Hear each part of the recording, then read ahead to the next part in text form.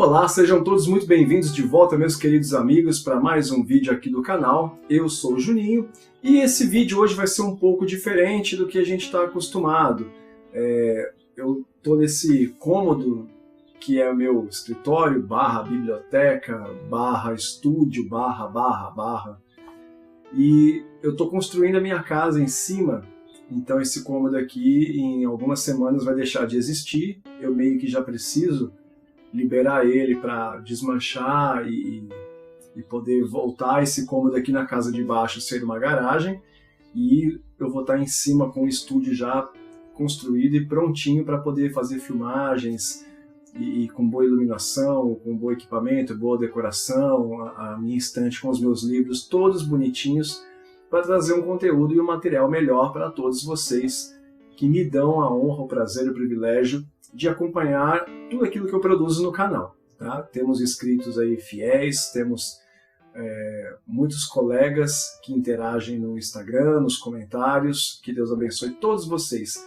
Então o que eu vou fazer nesse vídeo especificamente? Pelo título você já sabe, eu vou aproveitar que eu estou desmontando algumas coisas e eu vou mostrar para vocês os livros que eu adquiri desde que eu me propus e lancei este canal, e principalmente depois que eu comecei a fazer faculdade de Ciência da Religião.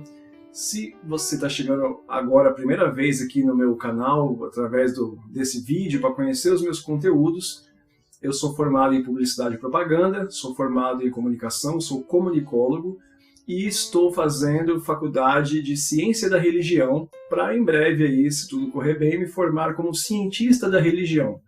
Aí futuramente fazer um mestrado e me tornar mestre em religião, e se chegar ao caso de um doutorado, ser doutor em divindades. E não é zoeira não, o nome é esse mesmo. Né? Você fala assim, a impressão que dá é Krishna chegando no consultório, você marcando uma consulta, doutor, eu preciso. Doutor em divindades, é isso mesmo. Então o que eu vou fazer? À medida como eu desmontei o lado aqui da minha estante com alguns dos meus livros, eu vou estar mostrando para vocês. Nos meus vídeos eu sempre indico os livros que eu uso para pesquisa, para estudo, faço referência deles, recomendação, mas aqui eu vou estar mostrando para vocês os livros principalmente após o lançamento do canal e eu ter iniciado a faculdade aí. Nosso canal recentemente fez pouco mais de um ano, né? Então eu acho que é um vídeo legal para a gente meio que fazer essa transição. E eu ainda tenho mais uns 2 vídeos em pauta para estar fazendo aqui, se der tempo, antes de eu desmanchar, porque depois que desmanchar aqui, até o estúdio estar pronto em cima, vai aí umas 2, 3 semanas talvez, mas vai dar tudo certo, tá? Então esse vídeo eu vou estar mostrando para vocês os livros que eu adquiri, e principalmente assim, são livros meio fora da curva, no sentido de que se você faz escola bíblica ou curso de teologia na sua igreja, ou dependendo da faculdade teológica que você faz, você não vai ter indicação desses livros, porque eles são meio heterodoxos, né, por assim dizer, tá? Então vem comigo, eu dividi por categorias, meio que tá meio, tem hora que uma coisa se mistura com a outra, mas eu vou tentar fazer bonitinho para vocês. Alguns eu vou fazer umas citações, vou ler alguns grifos que eu fiz, mas eu vou comentando sobre esses livros de forma bem objetiva, tá bom?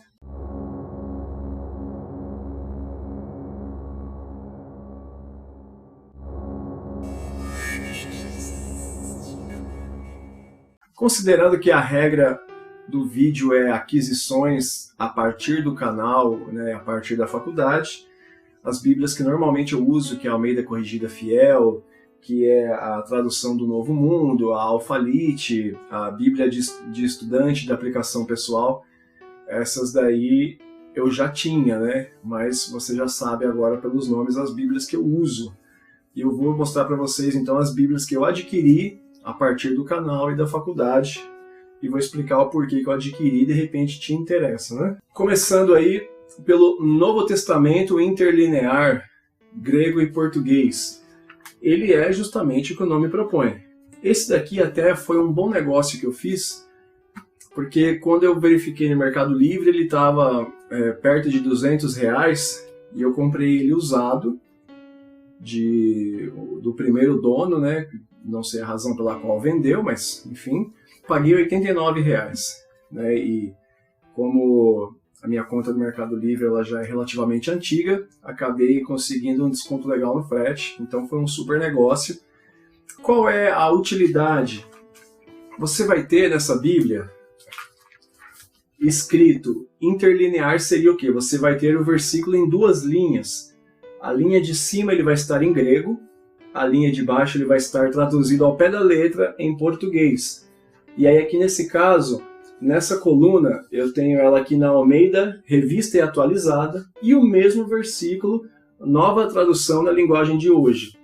Então o interlinear, ele traz aí praticamente 3 traduções, que é o interlinear grego-português, aí aqui traduzido ao pé da letra, né?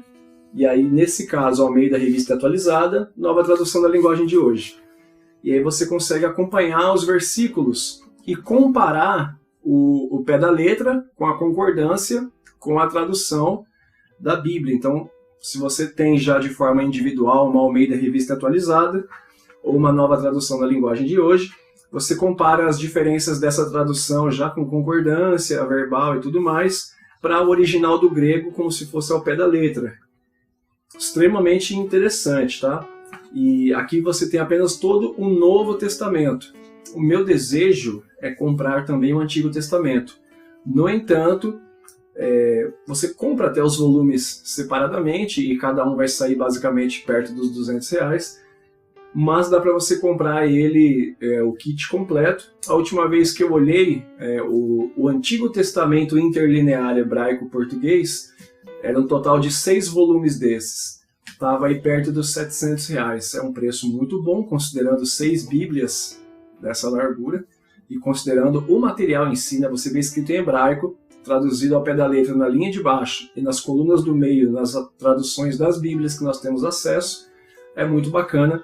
Para quem gosta de estudar os originais e o conteúdo dos manuscritos encontrados, vale demais a pena. Então fica a recomendação e uma aquisição que eu fiz desde que eu inaugurei o canal. Essa daqui, ela é a Torá. A Torá é o Pentateuco, os 5 primeiros livros do Antigo Testamento. Ela tem um acabamento em couro muito bacana. Por que é que eu comprei essa Torá? Porque ela tem os comentários das traduções e dos costumes da época. Ela vai ter muitas e muitas notas de rodapé aqui embaixo, comentando possibilidades de tradução. Por que que aqui está dizendo que fulano de tal fez tal coisa, né? Explicando, por exemplo, a questão, né, de Jacó, ele peleja com um anjo, o anjo toca ali na coxa, né? Algumas traduções vão trazer virilha ou embaixo da virilha. Aqui embaixo vai falar sobre o costume, que tocar ali na região da virilha, né, da virilidade do homem, tocar ali era um ato feito logo após um juramento, onde você fazia uma promessa, um juramento, ou então você mudava o nome. E aí aqui embaixo traz essa explicação. Então, para você compreender os costumes, né, o porquê daquela tradução, o porquê daquela palavra em específico, você tem as notas de rodapé que são muito boas. Você vai ter aqui também diversos mapas da época dos acontecidos e de como essa região está hoje. Enfim, eu recomendo demais, tá? A cronologia dos patriarcas, os mapas das regiões. Então essa é a Torá. Ela é da editora Thomas Nelson Brasil. Um dos comentaristas dessa Torá é James Kugel, que eu comprei um livro também, onde ele é um pesquisador e historiador sensacional do Antigo Testamento. Eu vou mostrar depois também um livro que eu comprei, um livro do James Kugel, onde ele traz esses comentários que aparecem em algumas notas de rodapé dessa Torá. Por essa Torá foi que eu conheci James Kugel, tá? Então, é uma aquisição para mim muito valiosa. E tudo que tem de anotação aqui eu comparo com as Bíblias que eu tenho, vou lá no versículo do Antigo Testamento e faço um grifo, uma anotação. Tá? Vale demais a pena. Aqui eu tenho Bíblia Judaica Completa. Aqui não é só o Antigo Testamento, mas o Novo Testamento, também dentro do entendimento do hebraico. Porque a gente sabe que o Novo Testamento ele é escrito em grego, mas ele foi escrito em grego principalmente por judeus, com mentalidades judaicas. Então essa Bíblia Judaica Completa vai trazer o Novo Testamento traduzido também para o hebraico e aí passado para o português. O mais interessante é a ordem da disposição de alguns livros. eles não vêm como nas nossas Bíblias convencionais. E ele traz os nomes e os termos, né, fiéis à sua pronúncia no hebraico. E ele traz termos como, por exemplo, João, ele vai dizer Yoshanan, Jesus vai estar como Yeshua, Josué vai estar como Yehoshua. Então, o mais interessante, Moisés vai estar como Moshe. Então, você vai ter o conhecimento também sobre os termos originais do hebraico, inclusive do Antigo Testamento, inclusive do Novo Testamento, tá? Que foi escrito originalmente em grego. Algo muito interessante aqui em Apocalipse, né? Aqui, por exemplo, João vai estar Yoshanan, ou Yohanan, que o CH, na maioria das vezes, tem um som de R, né? Como Miguel, né? Que é o Michael, que é Mihael, né? Aqui o Apocalipse, por exemplo, você vai ter a adaptação do texto, Apocalipse 1:3, né? Abençoado aquele que lê e aqueles que ouvem, porque é uma pessoa que lia para vários espectadores, né? Que estavam ali ouvindo a leitura, né? É uma correção de tradução também. E você vai ter Apocalipse 6, né? E vi debaixo do altar a alma daqueles que morreram, né?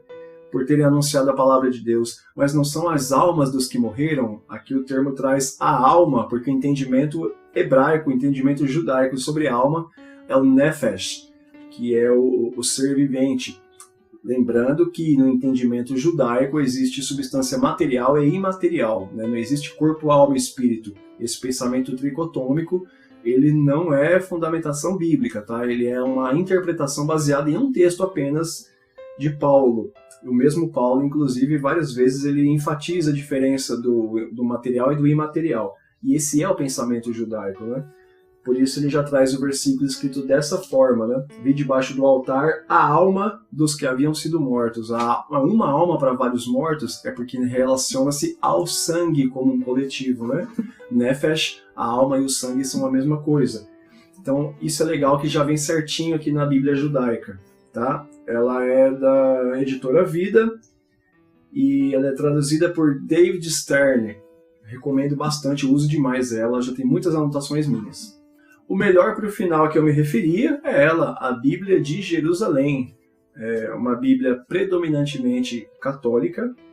Um dos tradutores e colaboradores dessa Bíblia, né, que é Stadman, ele foi professor, inclusive, de Rodrigo Silva na Faculdade Católica.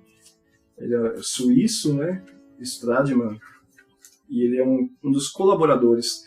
O maior atrativo para aquele que busca pregar ou ensinar é a quantidade gigantesca de notas de rodapé, possibilidades de tradução e conteúdo histórico. Por exemplo, a Bíblia de Jerusalém, em João 5, né, sobre o tanque de Betesda, ela traz notas de rodapé extremamente interessantes, quando ela fala que ali na região, ao entorno, né, ao redor do tanque de Betesda, né, dos 5 alpendres, haviam várias mini piscinas pertencentes também ao anexo do Templo de Esculápio, que era onde ficava o tanque de Betesda, próximo ao Templo de Jerusalém. Isso é uma anotação baseada em achados arqueológicos, da qual ela faz menção aqui para explicar aquela diferença do texto entre colchetes, né, que é um palimpsesto que não estava no escrito original, mas estava numa quantidade considerável de escritos, e era uma tradição forte entre os judeus que adotaram essa tradição do anjo que descia e balançava as águas, e o primeiro que entrasse era curado. Ela traz essas informações só para mencionar uma, mas a Bíblia de Jerusalém, né, traz os apócrifos, ela tem os livros apócrifos que não estão nas Bíblias protestantes. Ela é uma Bíblia predominantemente católica, né, da editora Paulus, e só que para estudo eu me arrisco a dizer que ela é incomparável em quantidade de conteúdos. E não, ela não traz aquela alteração dogmática que foi feita nos 10 mandamentos, né? Guardar domingos e festas, quando a Igreja Católica trocou alguns dos mandamentos, né? Retirou aquele mandamento de não farás para ti imagem de escultura. Ela não traz essa alteração. Ela é uma Bíblia extremamente fiel, ela é considerada a melhor tradução dos originais feita até hoje, entre todas as Bíblias disponíveis. Tá? Ela é uma Bíblia católica, traz os apócrifos, algumas notas de rodapé são tendenciosas para a teologia católica, como, por exemplo, o papado, né, de Pedro, quando Jesus diz, né, tu és Pedro, sobre esta pedra edificarei a minha igreja, sobre a questão da palavra primos e irmãos, né, que no grego seriam as mesmas, aí justificaria que Maria não teve mais filhos, que ela se conservou virgem até o fim da vida. Então ela traz algumas notas de rodapé que vão defender a teologia católica, mas não é nada que prejudique o aproveitamento de tudo que ela tem para oferecer. Tá? Encerrando as Bíblias que eu adquiri após começar o canal e começar a faculdade, eu vou partir agora para os livros, deixa eu ver, vou partir para os livros histórico-religiosos, se é que existe esse termo. Vou começar com 2 volumes aqui, de Dave Hunt, volume 1, que eu tive que comprar usado também na internet, porque já tinha sido esgotada a primeira edição, você não achava mais em loja virtual, você achava apenas versões em inglês e fora do Brasil, evidentemente, mas não, olha, isso porque eu procurei em site da Amazon, da Shopee, Mercado Livre, eu achei sendo vendido de forma particular pelo dono deste livro, que é A Mulher Montada na Besta, volume 1, e aí o volume 2, sim, eu encontrei em loja virtual, mas foi até interessante, eu comprei esse volume, depois eu reparei que ele era o 2, e eu vi que ele já começava a falar sobre o assunto de um certo ponto adiante. E aí eu fui procurar saber, existe um primeiro, evidente, né, se esse é o 2, existe o primeiro. E aí eu consegui comprar para então poder fazer sentido. O que é isso aqui? Conforme vai dizer aqui embaixo, ele é um estudo, né, de Apocalipse 17, que é quando o anjo está falando com João, e aí ele fala, né, e João fica espantado quando vê a mulher voltando montada sobre a besta, que no entendimento de Dave Hunt, né, e eu confesso que também tem esse entendimento, né, da relação direta de Apocalipse 12, quando a mulher foge do dragão, aí João tem algumas outras visões, depois lá em Apocalipse 17, aquela mulher que fugia do dragão agora volta montada em cima dele.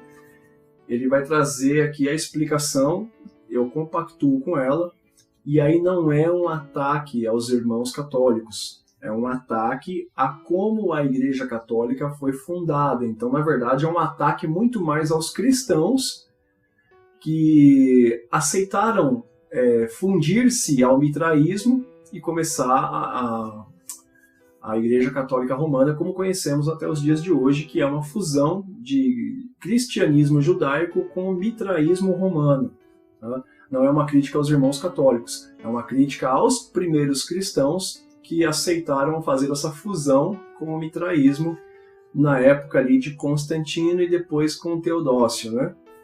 Então ela vai trazer esse entendimento de Apocalipse 17, da mulher que fugia da besta, que o Império Romano perseguia os cristãos, e depois ela volta montada sobre a besta, embriagada, ali macumunada com os governantes da terra. São 2 livros muito interessantes, mas eu recomendo que você leia com bastante carinho e responsabilidade, para você não sair falando bobagem aí e não ser desrespeitoso nem agressivo com os irmãos católicos, tá?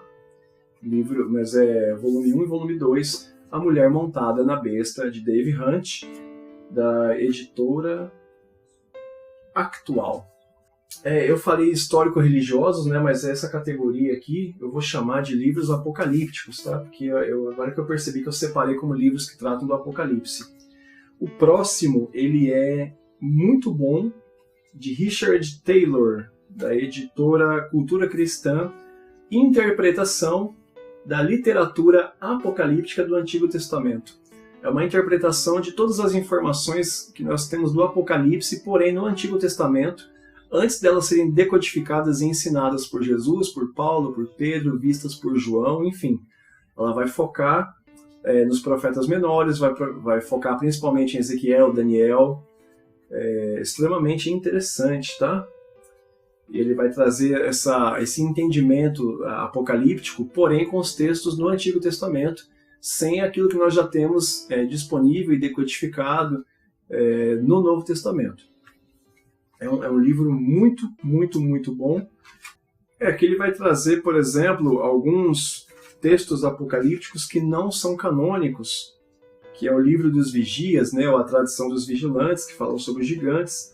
Vai falar sobre o livro de Enoque, o livro astronômico, ou o livro dos luminares celestiais. Tudo isso é literatura apocalíptica judaica, tá? Você não tem isso no cânon da Bíblia, mas são considerados pelos judeus tradicional e historicamente. O Apocalipse Animal, o Apocalipse de Semanas, o livro dos Jubileus, Assunção de Moisés, Baruque, Apocalipse de Abraão. Ele vai trazer uma visão, além dessas informações que eu falei, também destes deuterocanônicos. Eu super recomendo ele, mas é importante você fazer essa distinção do que não é doutrina e do que é tradição, cultura, história e literatura, tá? Que não merecem ser desprezados, mas deve-se haver um cuidado e uma responsabilidade em ser ensinados como doutrinas. Tá? Interpretação da literatura apocalíptica do Antigo Testamento, Richard Taylor, editora Cultura Cristã, super recomendo. É um livro relativamente pequeno, mas é totalmente enriquecedor. Esse daqui é um xodozinho que eu tenho, né, de Michael Gorman, da Thomas Nelson Brasil, a mesma, né, da Torá que eu mostrei há pouco. Lendo o Apocalipse com responsabilidade, testemunho e adoração incivil, seguindo o Cordeiro rumo à nova criação. Esse Lendo o Apocalipse com responsabilidade talvez seja um dos livros que eu mais grifei. Tá? Ele vai explicar algo que mudou muito a minha mentalidade.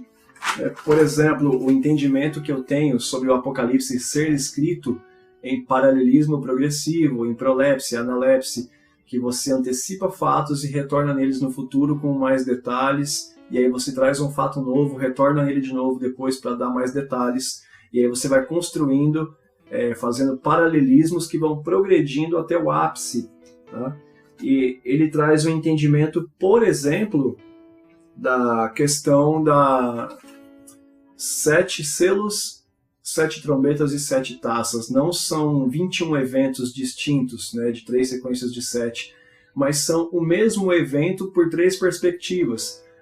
O selo, aquele que rompe o selo, ele recebe algo que é de direito somente dele, de abrir e ver o conteúdo, e aí ele rompe o selo porque ele tem a autonomia para abrir e passa a ser dele.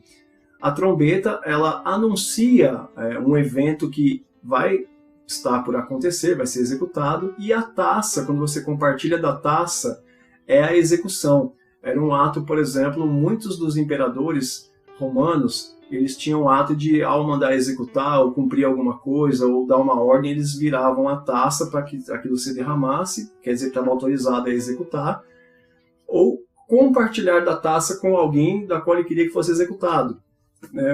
Por exemplo, quando você selava um acordo, da taça que eu bebo, você bebe também, nós temos um acordo através da taça.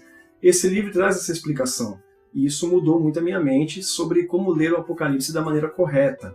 O interessante aqui é o porquê de provavelmente você não ter tido recomendação de ler esse livro no seu curso de teologia, quando fez escatologia, ou na escola bíblica. É porque ele tem uma visão predominantemente pós-tribulacionista histórica. Tá? Ou seja, ele não crê que a igreja vai ser poupada da tribulação, ele entende que muitos dos eventos do Apocalipse historicamente já se cumpriram e restam muito poucos, mas muito poucos mesmo, para se cumprir ainda sobre aquilo que está escrito. Tá? Isso vem de encontro à minha maneira de entender o Apocalipse e a escatologia da criação como um todo. Tá? Então, Lendo Apocalipse com Responsabilidade, de Michael Gorman, editora Thomas Nelson Brasil. Esse aqui é um dos meus xodozinhos, ó. Ele está com marca-páginas em lugares específicos e está todo rabiscado já de grifos, de pontos interessantes que eu marquei para não perder essa informação de vista, ok? Mais um aqui, apocalíptico, Daniel, versículo por versículo, de Harry Faraband,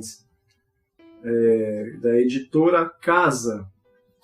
E por que ele é interessante? Porque ele traz a interpretação, versículo por versículo, de todo o livro de Daniel, né, o profeta do Antigo Testamento, e ele tem um entendimento que vem de encontro ao meu, que é em relação às 70 semanas, que as 70 semanas têm o propósito exatamente do que o anjo disse a Daniel. Daniel estava preocupado, né?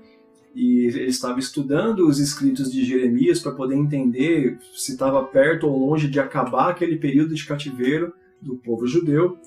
E aí, ele, estudando os escritos de Jeremias, o anjo fala para ele, né, que veio trazer para ele a resposta, a visão do que aconteceria, e ele deixa bem claro que as 70 semanas, elas são um acerto de contas em relação aos 70 anos que estariam terminando do exílio, que era uma punição por 70 anos sabáticos não guardados para o descanso da terra.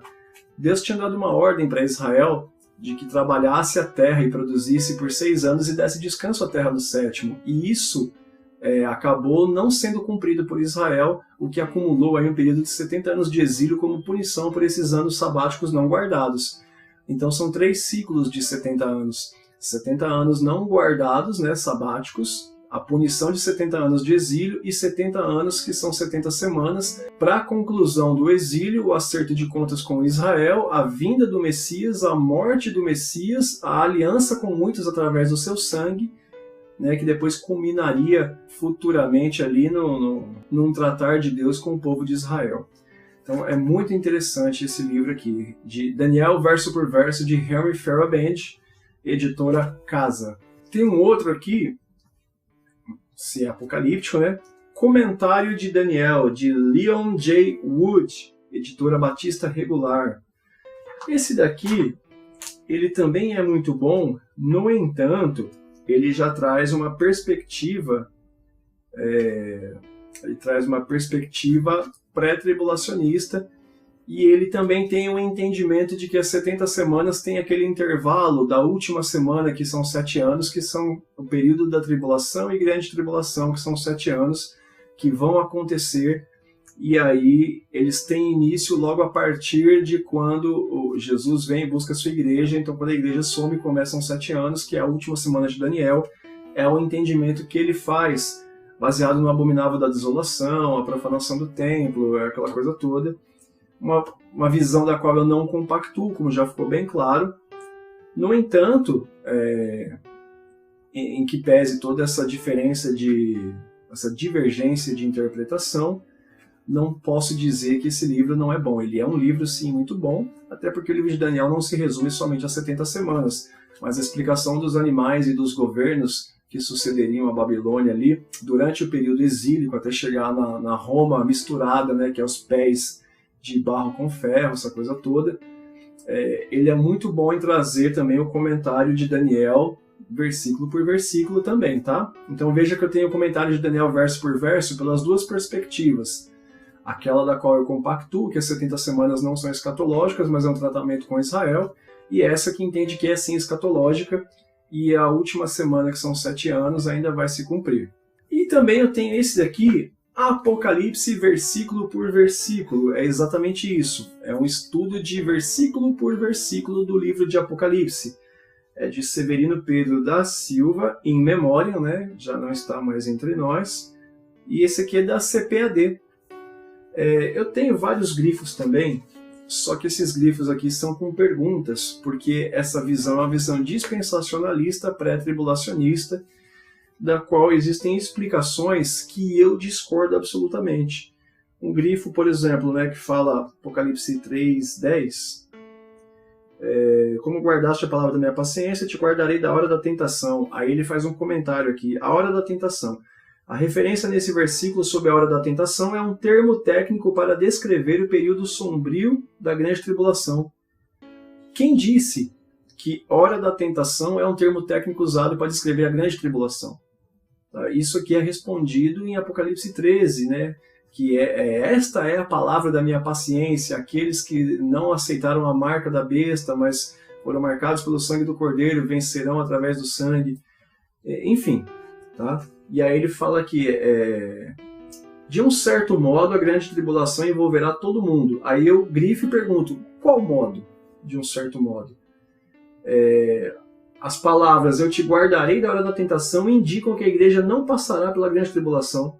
Mas guardar da hora da tentação indica que não vai passar, isso não faz sentido, né? Até porque Deus usa um grau comparativo. Como você guardou a palavra da minha paciência, eu vou te guardar da hora da tentação. Como é que você guardou a palavra da paciência tirando ela do mundo? Então não faz sentido isso. E ela está toda grifada porque eu não concordo com muita coisa, né? E aí fala que após a igreja desaparecer por intermédio do arrebatamento, a tribulação virá como castigo para todos que estão na terra, mas os homens vão tomar decisões espirituais e vão decidir por Cristo ou pelo anticristo, e aqueles que decidirem por Cristo serão mortos e se salvarão como mártires. Mas a minha pergunta é, se você é morto como um mártir depois que Cristo não está mais, e teoricamente o Espírito Santo se retira junto, né? Então quer dizer que a morte do homem ela é suficiente por si só para salvar a sua própria vida?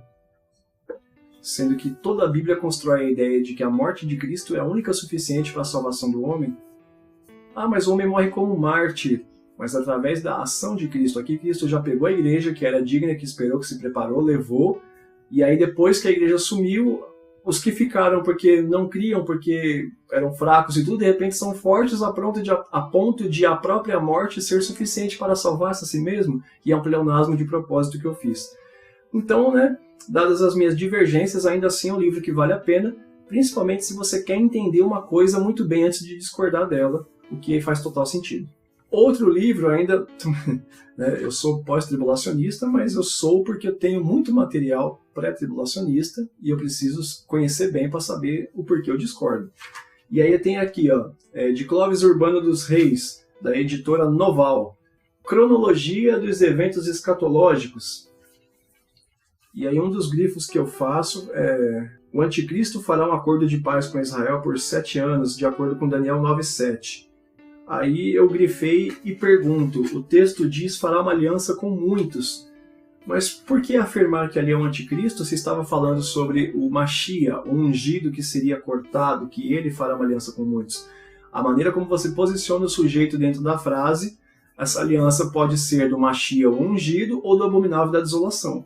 Numa leitura priorizando a maneira hebraica de se escrever, dá muito mais a entender que é o Machia quem faz a aliança, que de fato é o que acontece. Após ele ser ungido, que é o batismo de Jesus, né, como nós entendemos, Jesus, então, através do seu sangue, faz uma aliança com muitos, visto que ele mesmo na ceia diz: este é o meu sangue da nova aliança que eu faço, né, enfim.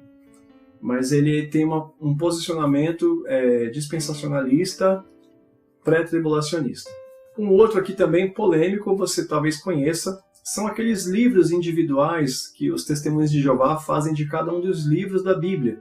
Esse especificamente, ele traz todos os versículos do livro de Daniel também, e eu me arrisco a dizer que talvez seja o mais esclarecedor, né, dadas todas as divergências teológicas com os Testemunhos de Jeová, mas ele traz muita coisa importante, ele traz detalhes muito interessantes sobre as datas em que os governos se aliançavam, o momento em que a Europa, ali, 10 reinos, através de vários casamentos, tentou se unificar de novo, que é uma referência direta a Roma, né, como os pés de barro e de ferro que não se misturavam, que depois o anjo explica para Daniel que muitas alianças seriam feitas através de casamento, mas não prevaleceriam, né, ou não durariam. Isso aqui explica muito bem. Além de que esses livros dos Testemunhos de Jeová são extremamente bem ilustrados. Como tem figura bonita nesses livros deles, viu? Para a gente ficar já por aí nos livros dos Testemunhos de Jeová, eu tenho 2 edições do mesmo livro, o mesmíssimo livro. Revelação, que é o nome certo do Apocalipse, né? O seu grandioso clímax está próximo. Eu tenho a versão em capa mole, que é mais novo, né? E mais preservado. E essa edição aqui era da minha mãe, e eu tenho uma história com esse livro, porque quando eu era pequeno, bem criança mesmo, nós ainda éramos umbandistas, né? Eu devia ter 6 anos, talvez menos, e eu gostava de ficar olhando esse livro, e eu via essas figuras, e eu ficava tentando imaginar a história na minha cabeça. Então eu via imagens sensacionais, deixa eu só abrir uma das que mais... Cara, essa aqui, por exemplo, Deus no templo, os seres viventes, os anjos, o mar de vidro, o arco celestial. Cara, as imagens, essas imagens aqui, ó, dos Cavaleiros do Apocalipse, Eu ficava vendo isso aqui, imaginando, tentando criar uma história na minha cabeça do que estava acontecendo na sequência dos eventos, né? Tem algumas imagens aqui. E olha, eu fiz grifos, tá? Eles trazem algumas das melhores interpretações do Apocalipse a respeito do ressurgimento de Israel. Você sabe que o ano de 1947 e 1948 são determinantes para Israel, cumprimento das profecias de Ezequiel, o Vale de Ossos Secos, né? E esse livro traz essas associações, mas eu confesso que o que sempre me pegou nele foram as ilustrações. Eu sempre achei tudo lindo e maravilhoso. E eu tenho uma história com esse livro, porque mesmo sem ter uma fé, era muito criança nem nada, olha que lindo os seres viventes com rosto de leão, com rosto de águia, sensacional, sensacional. Capa dura, tá bonitinho aqui com alto relevo. Cara, esse livro é bem antigo. Eu não sei se vai ter o ano de edição dele aqui. Vai ter, sim. 88. 1988. Eu tinha 5 anos, então. E esse livro ele é muito significativo para mim. E depois que a gente, né, foi para a igreja muitos anos depois, e esse livro a gente nem sabia que ele estava guardado por aí ainda. E eu encontrei ele o ano passado. Ter encontrado ele foi muito importante para mim, porque me trouxe de volta a lembrança de uma criança vendo as imagens, e aí você vê os monstros, você vê os anjos, você vê Deus, no final você vê todo mundo feliz. Aquilo já gerava uma expectativa de um confronto final, da qual os bondosos sairiam vencedores juntamente com Deus. E isso me trouxe de volta toda essa informação. E ele, historicamente, ele trabalha com datas, ele trabalha com eventos históricos, políticos, a questão da criação da ONU, a criação, estamos falando de 88, a criação do euro, e ele fala sobre a importância de 1947, 1948. Para você que não sabe, talvez não teve oportunidade de estudar isso, 1947 é quando eles encontram as 11 cavernas de Qumran, onde estavam preservados em vasos os manuscritos do Mar Morto que confirmaram todos os escritos sagrados. Porque até isso ser encontrado, a Bíblia ela era tida como um livro que você não podia, né, aos olhos acadêmicos e históricos, dar muita credibilidade, porque não tinha nada com que comparar os escritos. E aí vem aquelas teorias de que na Idade Média a Igreja Católica manipulou a Bíblia e os textos e acrescentou e tirou conforme sua própria vontade. Mas aí, em 1947 foram encontrados os manuscritos do Mar Morto, né? E foi confirmado todo o texto bíblico, e aí então começou a dar-se credibilidade acadêmica à palavra de Deus. E aí, em 1948, o Estado de Israel ele é oficializado, e ali Israel, como forma a profecia de Ezequiel, do Vale dos Ossos Secos, uma nação ela ressurge em apenas um dia, quando foi oficialmente reconhecida como Estado independente de Israel, em 1948. Isso depois de ter passado todos os horrores, né, da guerra, em especial a mais recente, que era 1945, a Segunda Guerra Mundial. Tá? Esse livro é muito significativo para mim, ele é muito importante, e eu consigo olhar para ele sem preconceito nenhum, mesmo eu não sendo testemunho de Jeová. Eu reconheço a importância que ele tem sentimental, histórica e acadêmica também. Ainda no Apocalipse, cara, tem muito livro apocalíptico. Esse livro aqui, ele é muito legal também, A Teologia do Livro de Apocalipse, de Richard Bauckham, de Thomas Nelson Brasil, também editora Thomas Nelson Brasil. A editora Thomas Nelson Brasil, sem merchan, até porque eles nem sabem que eu existo, então eles não vão me pagar por isso. Mas tem muito, muito, muito material que vale a pena você comprar de lá. Ele traz uma perspectiva também bastante sistemática e detalhada sobre a leitura do Apocalipse, aquilo que eu já mencionei, paralelismo progressivo, os eventos recapitulados, né? E só para você ter uma ideia, né, aqui falando sobre Apocalipse capítulo 15, verso 4, né, só para mencionar um grifo, ele fala, né, à primeira vista podemos supor que as 7 últimas pragas são os julgamentos que o Cântico dos Mártires se refere. Só que ele fala, entretanto, não pode ser assim, são juízos completos, jamais limitados, como as advertências das aberturas do selo e o anúncio das trombetas. Ele também traz um ponto de vista histórico, sistemático e pós-tribulacionista acerca do Apocalipse, da maneira como ele tem que ser lido, né, do desenvolvimento da escrita grega dentro do pensamento judaico, que trazia ali a característica muito forte da prolepse, ou da analepse, como preferir, que era o paralelismo progressivo. Você conta de forma abrangente, recapitula e traz mais detalhado. Depois você traz um evento novo, conta, recapitula. Então, a Teologia do Livro do Apocalipse, de Richard Bauckham, editora Thomas Nelson Brasil. Apocalipticamente falando, o último desses livros, ele não necessariamente é um livro. Eu tornei ele um livro porque ele é muito intrigante. Isaac Newton, sem dúvida, um dos homens mais brilhantes que passou pela Terra, judeu. Ele foi tido por herege, né, ou por blasfemo, bruxo até, ou mago, por parte da igreja durante um certo período. Mas entre o tempo que ele dedicava às suas invenções, às suas construções, ele teve como maior objeto de estudo e obsessão a Bíblia Sagrada, especificamente o livro de Daniel. E aí eu encontrei, né, eu soube que existiam as anotações, os esboços, né, os rascunhos de Isaac Newton acerca de livro de Daniel e o Apocalipse de João. E pesquisando na internet, né, existe o PDF desse conteúdo, né, escrito em inglês, aquele inglês, né, de linguagem bastante antiga, de palavras características da época, e foi feito uma tradução para o português e disponibilizada gratuitamente na internet, em PDF também. Deixa eu só ver se, com certeza, tem aqui o nome para dar o crédito. As Profecias de Daniel e o Apocalipse de João, por Sir Isaac Newton, traduzidas da edição inglesa de 1733 por Júlio Abreu Filho, a editora Édipo, de São Paulo. Então, esse livro aqui é isso, cara.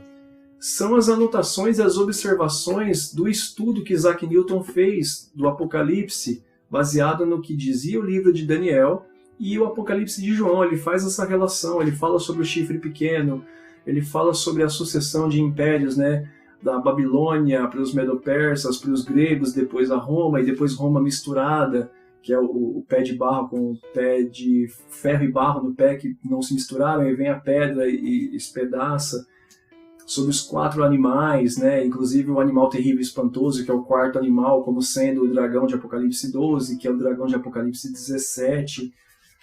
E, cara, tudo isso já é muito intrigante. Agora, você imagina pela mente brilhante de Isaac Newton, quando ele se propõe a estudar Daniel e Apocalipse de João, né? E aí eu peguei esse PDF, só para dar o crédito mais uma vez, foi traduzido por Júlio Abreu Filho, que disponibilizou isso na internet de forma extremamente gentil e gratuita, então os créditos a quem é de direito. E aí eu peguei esse PDF, mandei ele para uma encadernadora, eles imprimiram e encadernaram em capa dura, com relevo dourado bonitinho, e isso para mim é um tesouro. Tá? Então tá aí, Observations upon the Prophecies of Daniel and the Apocalypse of St. John in 2 parts, by Sir Isaac Newton. Agora sim, o que talvez a gente pode chamar de históricos religiosos, né, que são livros que trazem história, mas trazem também um cunho religioso dentro daquilo que a gente se propõe, né? Lembrando que esse vídeo tem o objetivo de estar mostrando para vocês os livros que eu uso para minhas pesquisas e para os vídeos, que são livros que o seu curso de teologia, da faculdade teológica da sua igreja ou da escola bíblica não vão te indicar, porque muitos deles não são presos aos dogmas de determinadas igrejas. Veja que eu te mostrei livros de Testemunho de Jeová, trouxe livros batistas, livros pré-tribulacionistas, pós-tribulacionistas, bíblias de diferentes viés, como Bíblia Interlinear, Almeida Corrigida e Fiel, Bíblia Católica, a Torá, né, focada para o Pentateuco, a Bíblia Judaica, onde a tradução toda é baseada no entendimento da língua propriamente dita em hebraico. Então aqui, até para você discordar, você precisa conhecer aquilo que você está discordando, né? Pelo menos eu penso dessa forma, para quando você se deparar com alguém que pensa diferente, que é ateu ou que é de outra fé, você não pareça um estúpido diante dele, né? Jesus nos chamou para fazer a diferença, não para ser esquisitos. Jesus nos chamou para, através de nós, manifestar a sabedoria dele, não a nossa ignorância, né? Então agora a gente vai para o que eu chamo de livros histórico-religiosos. Bom, começando bem rapidinho aqui, da CPAD, Casa Publicadora das Assembleias de Deus, Introdução à Teologia da História, e olha o nome, Gunnar Berg de Andrade, né, o nome de Daniel Berg de Gunnar Ving, né? Esse é o nome mais assembleano que existe, né? E ele traz justamente a parte histórica da teologia, o avanço da fé cristã, né, desde o monoteísmo do Deus Jeová, né, até Cristo, enfim. E ele traz algumas comparações que eu considero muito interessantes, e usei ela em vídeos recentemente, quando o politeísmo da época, né, que tinha ali adoração a Baal, tinha a crença dos babilônicos, né, em Anunnaki, o próprio épico de Gilgamesh, e como tudo isso era semelhante à crença do Éden, né?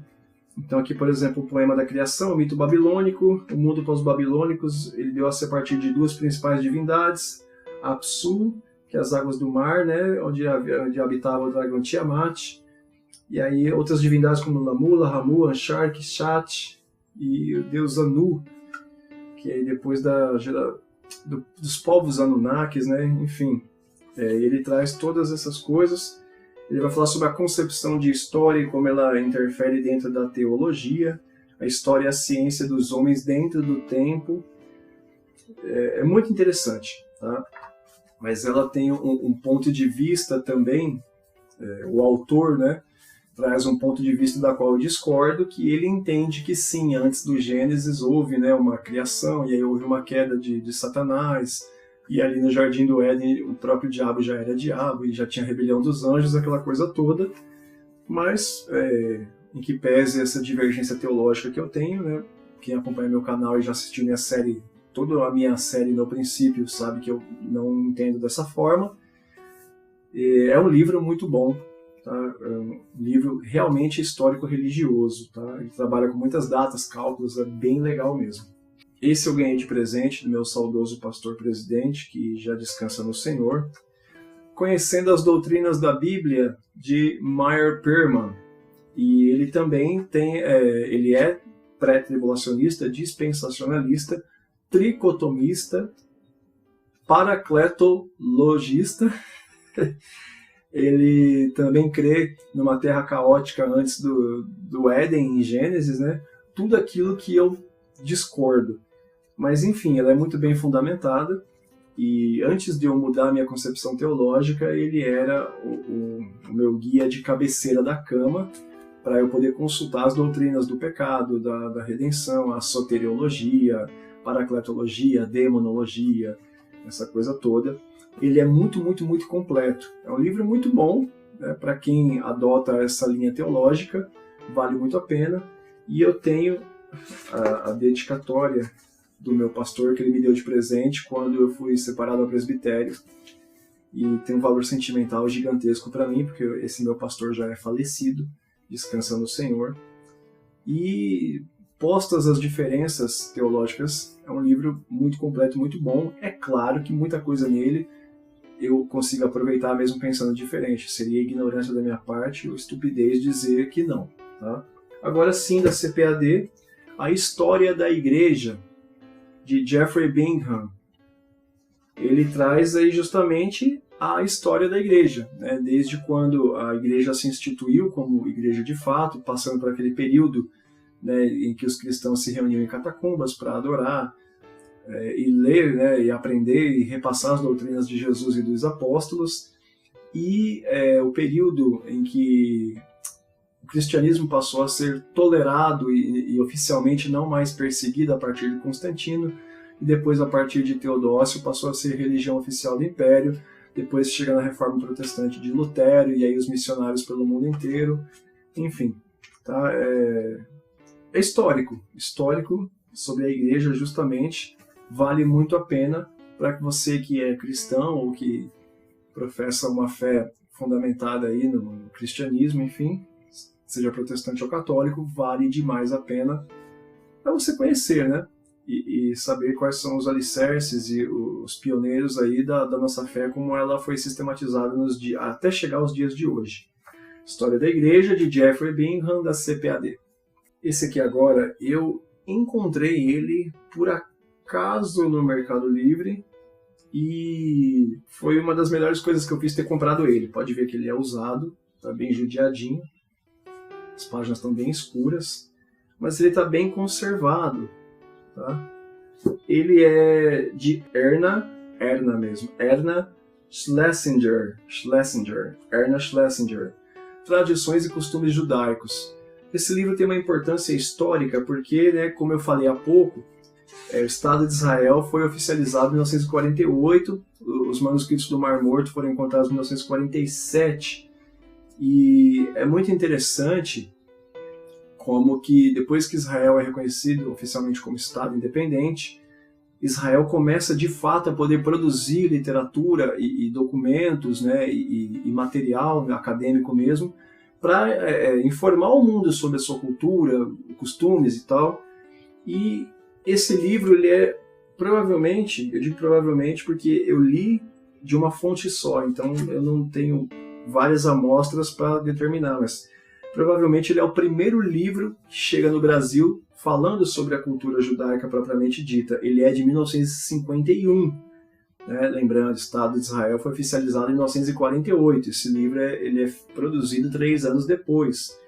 E ele é usado mesmo, eu comprei do dono original, ele tem uma dedicatória de 27/6/1958, quando esse livro foi dado de presente para uma pessoa de nome Luciano, ao amigo Luciano, pela homenagem de seu aniversário.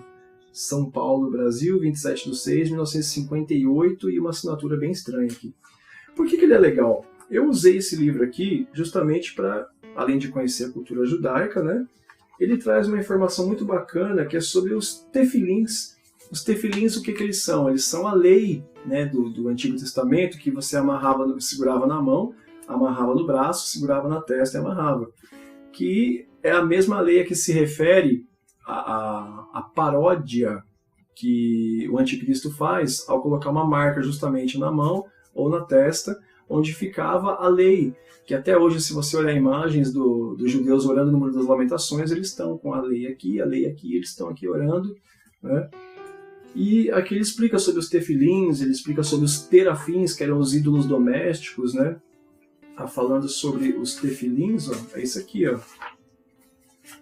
As caixinhas que tinham pequenos escritinhos da lei dentro, né? E aí amarrava aqui no braço, igual tá o rapaz aqui, e na testa, que é justamente os locais da marca da besta. Eu tenho vídeo falando sobre a marca da besta, sobre esses locais aí, dá uma procuradinha no canal aí, você vai achar. Ele fala também sobre o Purim, né, que é a festa em homenagem ao dia que Esther fez a oração, para o povo ser liberto e tal.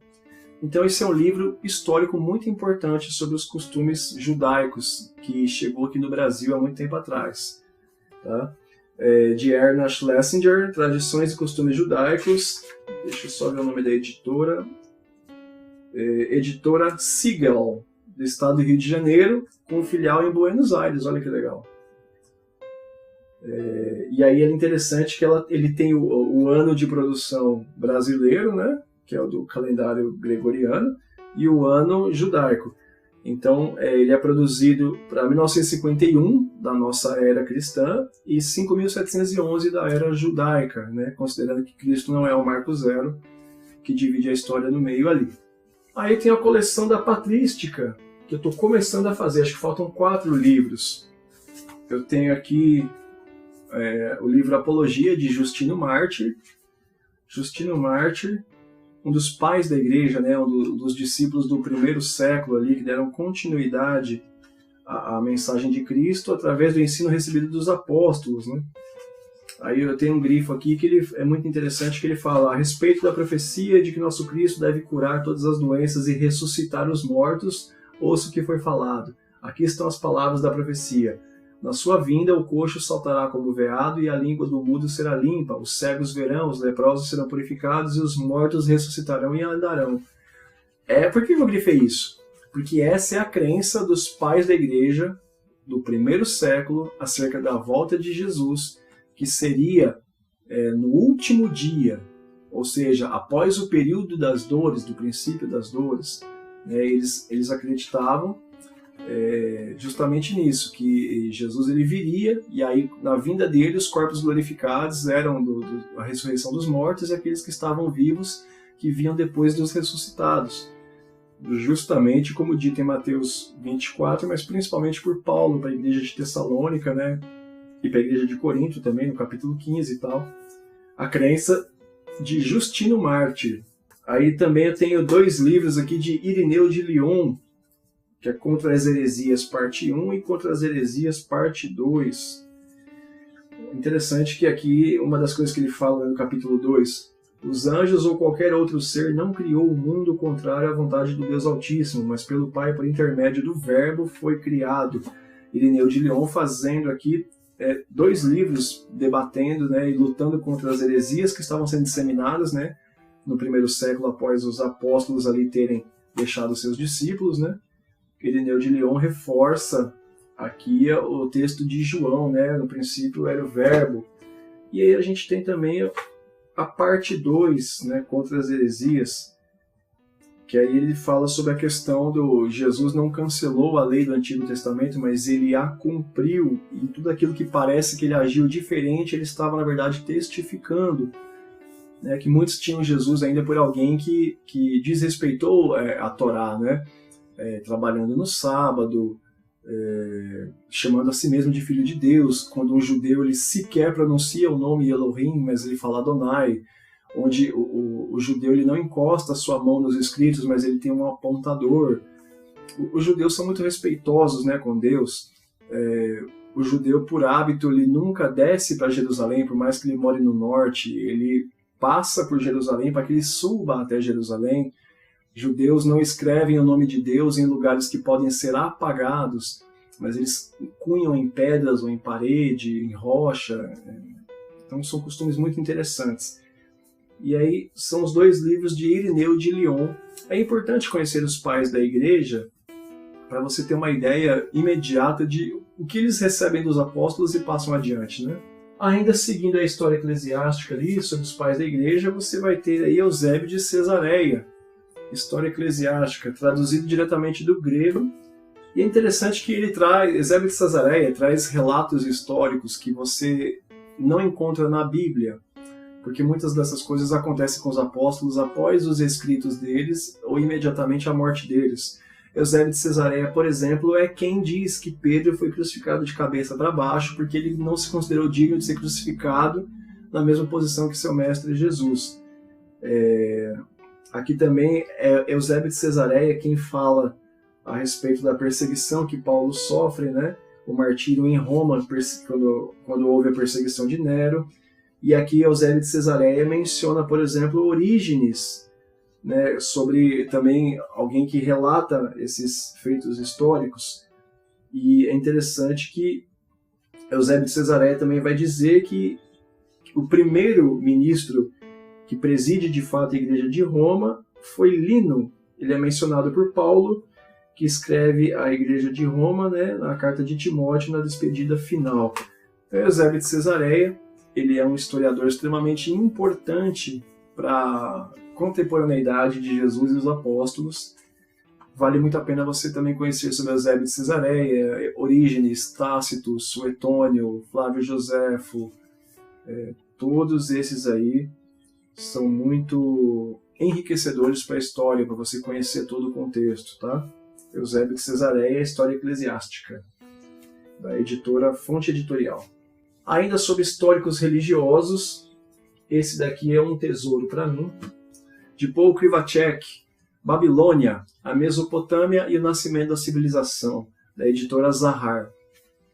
Traz justamente isso, Babilônia, como ela começa como civilização, no que ela crê, fala sobre a sua arquitetura, fala sobre o seu panteão, os seus deuses, o seu sistema numérico baseado em múltiplos de 6, fala sobre a sua tecnologia, os primeiros cálculos matemáticos feitos por eles, os cálculos matemáticos que eles aperfeiçoam vindos do Egito, sobre os jardins suspensos, né, a ousadia de começar com a agricultura acima do nível do solo, sobre como eles esmaltavam os azulejos, e são os primeiros a começar a trabalhar com azulejo esmaltado, de cores diferentes nas suas construções.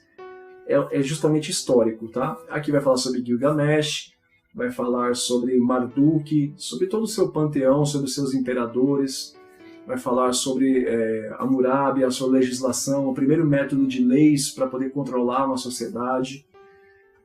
Sensacional, sensacional, tá? De Paul Krivacek, Babilônia, a Mesopotâmia, o Nascimento da Civilização, da editora Zahar. Um livro histórico religioso que também já mencionei várias vezes no canal, o livro de Enoque, o Etíope. Você vai ter o livro de Enoque aqui contido, mas principalmente você tem comentários. Tá? Os organizadores desse livro são Luiz Alexandre Solano Rossi, Felipe de Oliveira Guimarães e Eduardo de Proença. É da editora Fonte Editorial também, editora Fonte Editorial. Ele também faz menções aqui à tradição dos vigilantes. Tá? É sensacional. É o livro de Enoque, sobre o entendimento que eles tinham dos Néfilins, de Gênesis 6. Ele traz aqui as associações com os textos da Epístola de Judas e as Epístolas de Pedro, referindo-se aos anjos que abandonaram o seu principado, cometeram os mesmos pecados de Sodoma e Gomorra. Livro de Enoque, o Etíope. Mais um livro histórico religioso, de John Walton, da editora Vida Nova, O Pensamento do Antigo Oriente Próximo e o Antigo Testamento.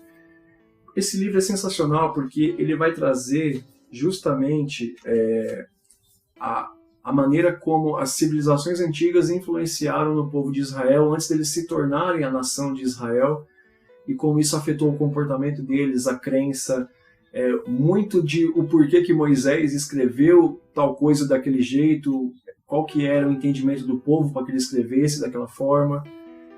Então aqui ele vai trazer justamente isso. Qual era o pensamento das civilizações, dos povos do Antigo Oriente Médio Próximo e o que isso tinha a ver ali no Antigo Testamento, como que isso influenciou as primeiras pessoas que compuseram as 12 tribos de Israel, os costumes que foram trazidos do Egito, os costumes que foram trazidos, depois foram adquiridos na Babilônia, com os impérios, né?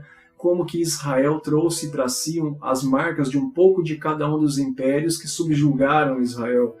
Então esse livro aqui ele é sensacional, tá? O Pensamento do Antigo Oriente Próximo e o Antigo Testamento, de John Walton, editora Vida Nova. Mais um livro bem bacana aqui, O Fator Melquisedeque, também já mencionei em alguns vídeos. É de Don Richardson, antropólogo e cristão, né? Don Richardson também tem alguns outros livros bastante famosos, né? Senhores da Terra e O Totem da Paz, que talvez é o mais famoso dos três. Mas, como antropólogo, ele relata aqui algumas experiências de povos em que ele morou com eles por algum tempo, né? Povos que nunca tiveram acesso à civilização, contato com outros homens, a não ser os da própria aldeia. Don Richardson ele traz aqui, por exemplo, como que em diferentes povos e culturas de diferentes lugares do mundo, muitos dos hábitos deles eram parecidos com os hábitos do povo judeu, o povo de Israel e os cristãos até os dias de hoje. Ele vai falar, por exemplo, aqui, ele vai trazer exemplos de como a Bíblia se refere em alguns momentos à apropriação de uma cultura ou de uma fé para poder explicar a fé de Cristo. Ele menciona Paulo, né, em Atenas, quando ele fala sobre o Deus desconhecido, e Paulo diz que aquele Deus desconhecido, na verdade, é o Deus de Israel, né, que enviou seu Filho Jesus Cristo e tal.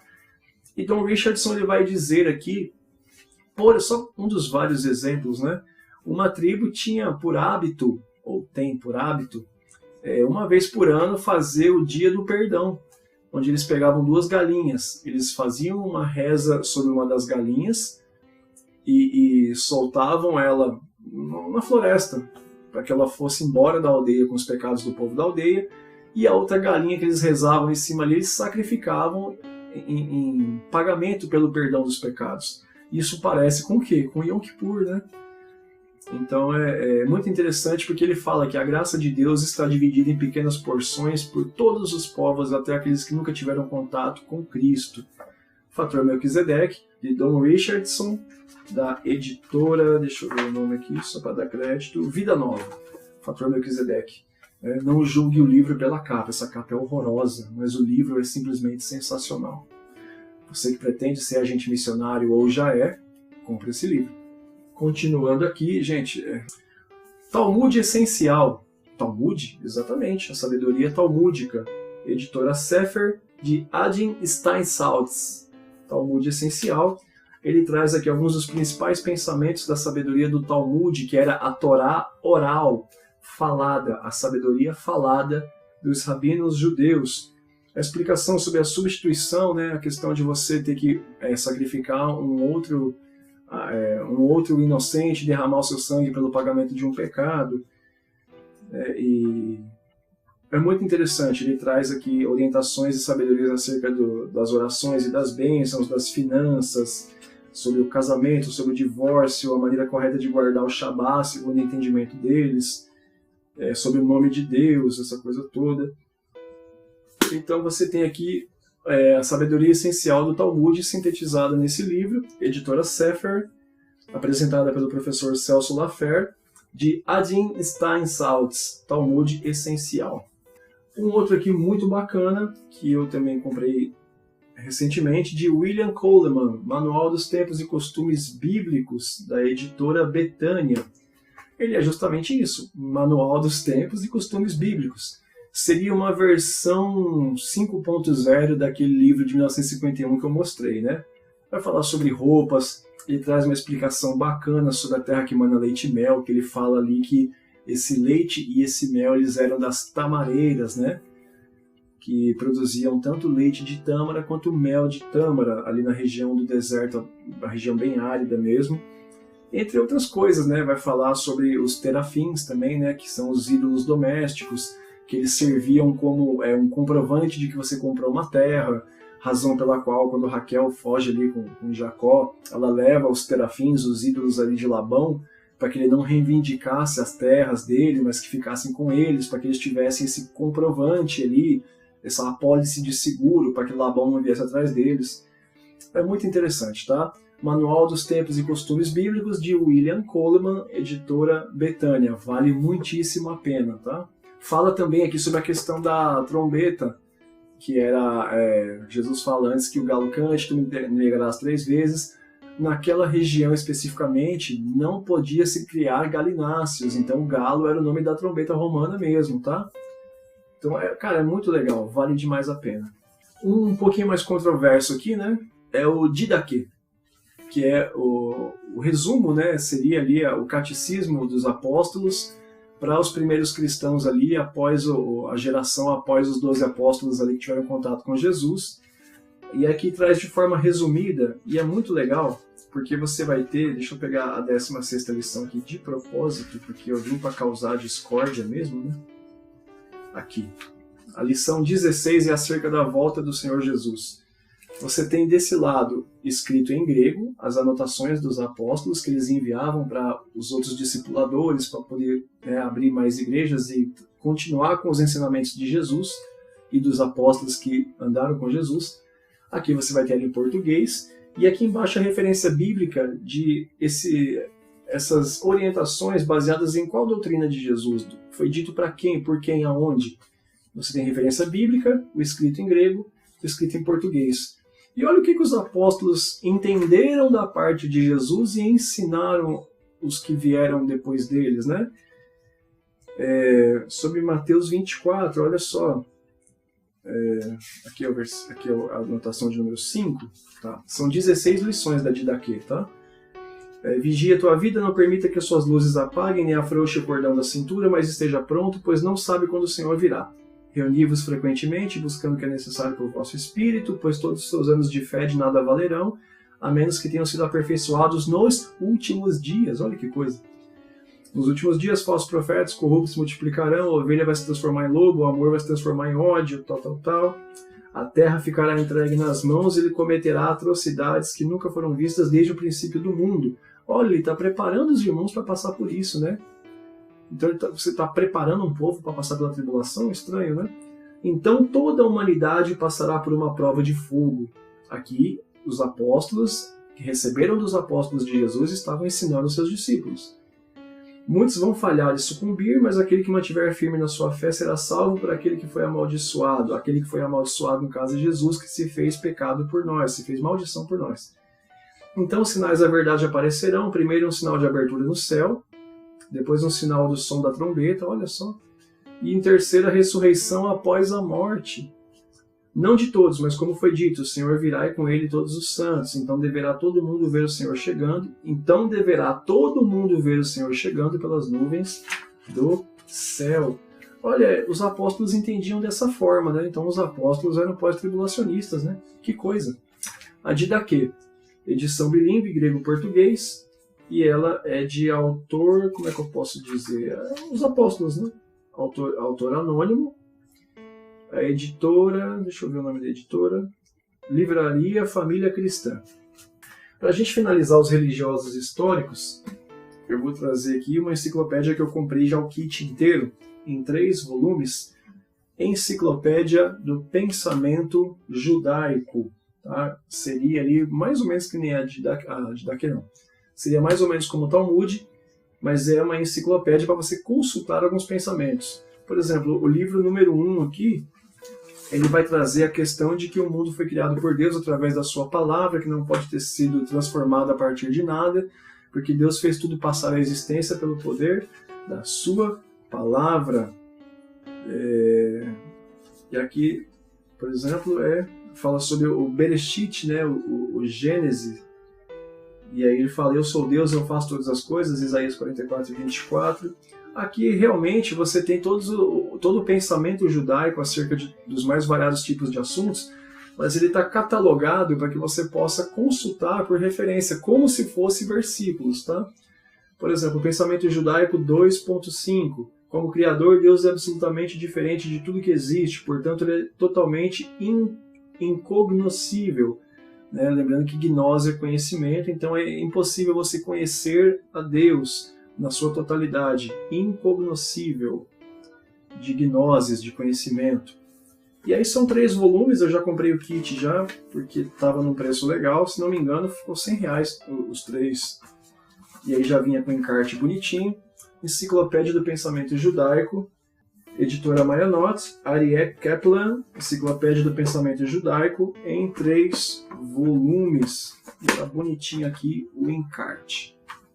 Terminamos os históricos-religiosos, vamos aí para os últimos livros. Agora vão ser livros de variados assuntos, vão desde gramaticais para históricos não religiosos e científicos. Tá? E prometo que aí eu termino essa sessão aí, tá? Eu estou deixando de fora, por exemplo, quadrinhos. Eu tenho quadrinhos do Apocalipse, eu tenho quadrinhos da Bíblia inteira, Bíblia em Ação, da Editora Geográfica, e eu tenho o Gênesis de Robert Crumb. Aí eu tenho o livro de Darlene Scheck, Ronquenoli, Fernandinho, vou ter um monte ali, Seitas e Heresias, Desmascarando Seitas, aí tem Porcos na Sala, aí vai ter um monte de coisa aí, que aí já é de todo esse tempo como cristão, mas foge um pouco do nosso objetivo acadêmico aqui, tá? Continuando então os nossos livros, que o seu curso de teologia não te indica, nem a sua escola bíblica dominical. Vamos lá então, vou começar aqui por esse livro que eu já mencionei tantas vezes, inclusive já falei dele hoje, A Epopeia de Gilgamesh, né? Autor anônimo, como é sabido de todos aqueles que estudam, da editora Martins Fontes. Vai trazer aqui o épico de Gilgamesh, né, com seu amigo Enkidu, vai falar sobre o dilúvio, né, que Gilgamesh presencia ali, se não me engano, de Atrahasis, não vou lembrar o nome agora, mas... E aí ele vai trazer os comentários históricos acerca da construção do mito babilônico de Gilgamesh, e no final vai trazer a história mesmo de Gilgamesh, como se você estivesse lendo o livro mesmo, tá? E é escrito em forma de poesia. Por exemplo, aqui, Gilgamesh chorou por Enkidu, ao brilho da alvorada ele elevou sua voz e falhou aos conselheiros de Uruk.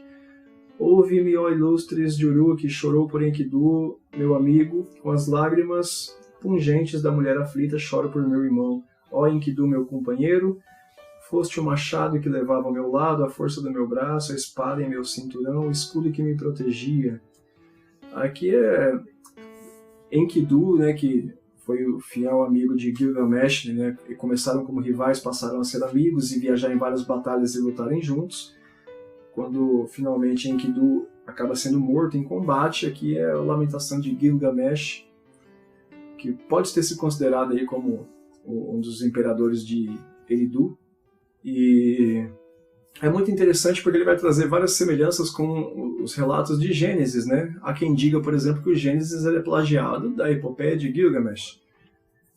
Mas tem um vídeo que fala sobre como isso não é verdade, uma vez que o Gênesis é um relato que permanece inalterado ao longo dos tempos e continua minimalista em detalhes, enquanto que a epopeia de Gilgamesh segue uma tendência literária das inspirações ou das cópias, né, para não ser maldoso aí, que é o maior e com mais. Ele sempre traz um relato maior e com mais detalhes, acrescenta personagens, acrescenta eventos, como algumas outras mitologias que se derivam ali do Gênesis, né, sabendo que elas vêm através de Cã, o filho de Noé, que acaba indo morar longe porque ele vê Noé ali na sua nudez, e aí o pai amaldiçoa ele e tal.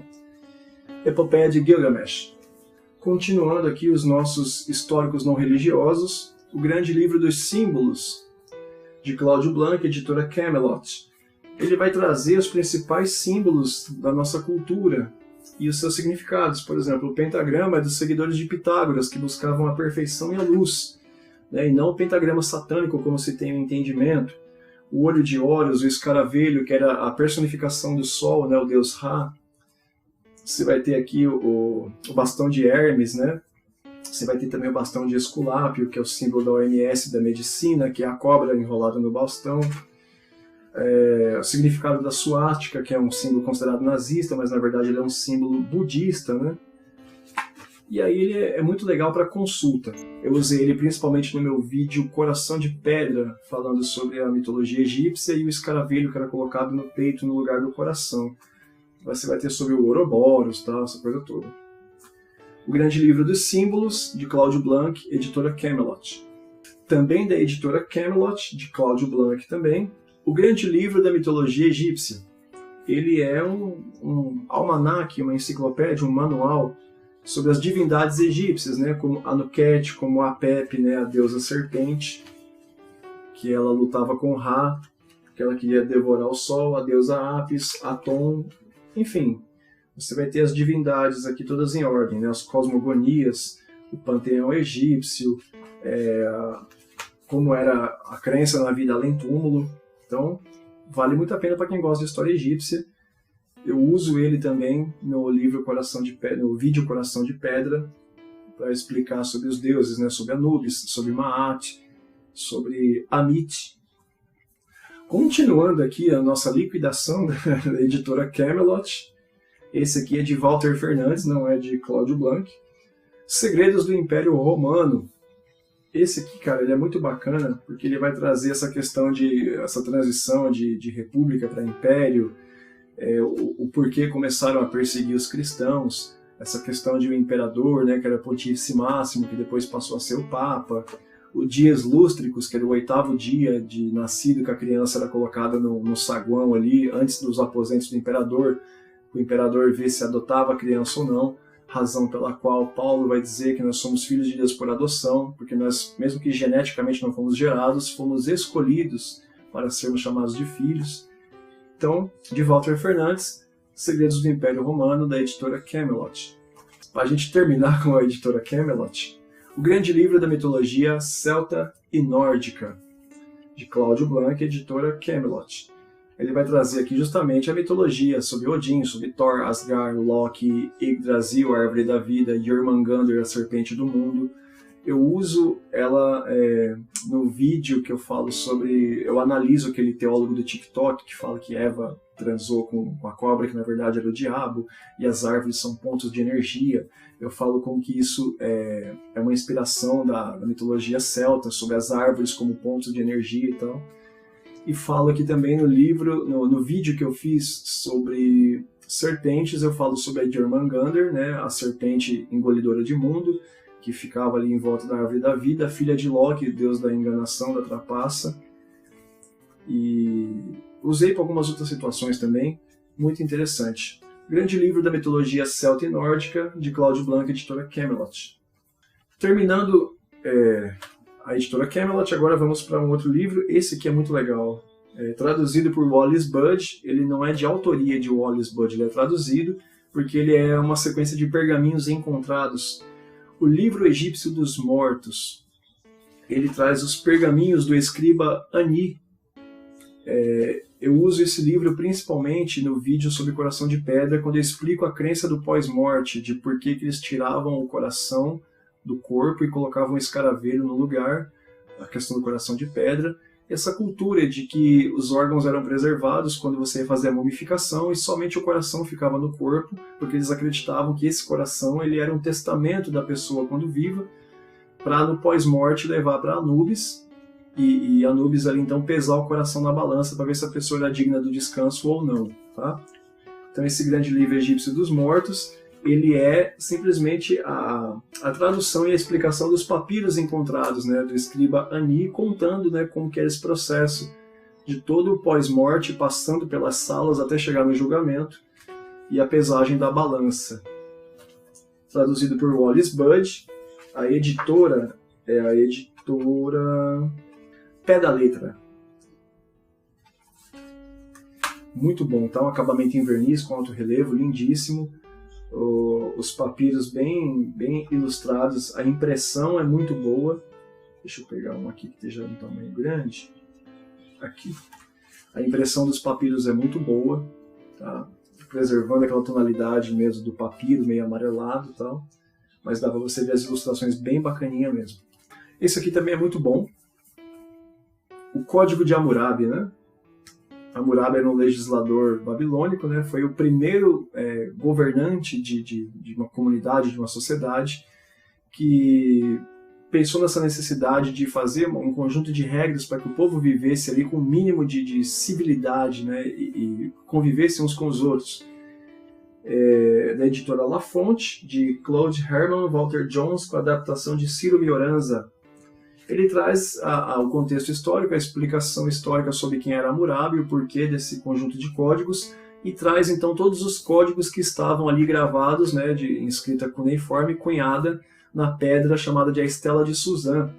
Aqui ele vai trazer, por exemplo, a lei de Talião, que é o famoso olho por olho, dente por dente, mão por mão, pé por pé, que Moisés adapta para catequizar o povo e dizer, olha, se ele veio e matou um da sua família, por direito ele mata um do seu e acabou. Esse ciclo infinito de vingança encerra no um por um. Olho por olho, dente por dente, mão por mão, pé por pé, que foi escrito originalmente por Hammurabi, e Moisés se apropria dessa lei para poder aplicá-la no povo. Tá? Então esse aqui é o Código de Hammurabi, com um conjunto de códigos e de leis encontradas cunhadas na Estela de Suzã.